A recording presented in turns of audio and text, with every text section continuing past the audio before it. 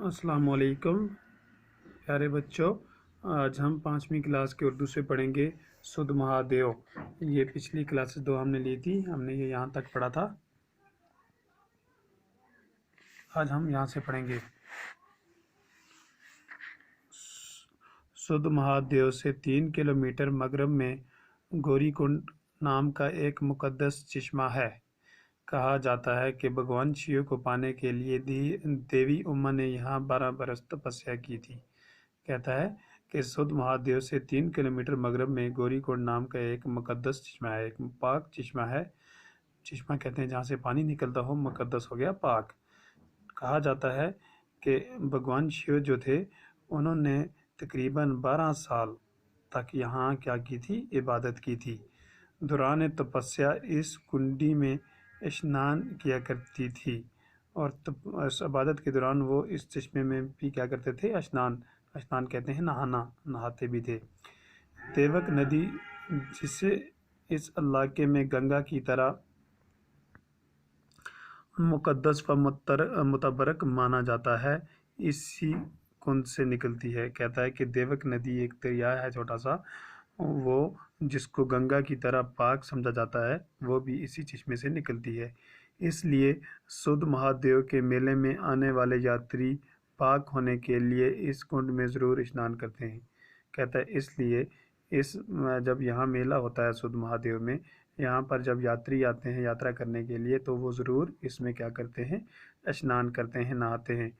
वो गुफा जिसमें देवी उमा ने तपस्या की थी इसी मंदिर के हाथे में मौजूद है। कहता है कि वो गुफा जिसमें उस देवी ने क्या की थी, इबादत की थी, वो इसी के हाथे में क्या है, मौजूद है। मंदिर के पास ही माँ दुर्गा का 100 साल पुराना मंदिर है जिसे चिनेनी के राजा करण ने बनवाया था। कहता है मंदिर के पास ही दुर्गा माँ का 100 साल पुराना मंदिर है जिसे चिनेनी के राजा करण ने बनाया था। यानी कि जिसको बनाया गया था, किसने बनाया था, चिनेनी के एक राजा थे, राजा करण, उन्होंने इस मंदिर को बनवाया था। सद महादेव अपनी इन्हीं तारीखी खुसूसियात की बदौलत तमाम रियासत में मशहूर व मरूफ मकाम की हैसियत का हामिल बन चुका है। कहता है कि सुध महादेव जो है वो अपनी तारीखी हुसूसियत की बदौलत इसी वजह से पूरी रियासत जम्मू कश्मीर में एक संगे मेल की हैसियत रखता है। सद महादेव जो है यानी कि वो बहुत ही मशहूर और मरूफ मंदिर माना जाता है।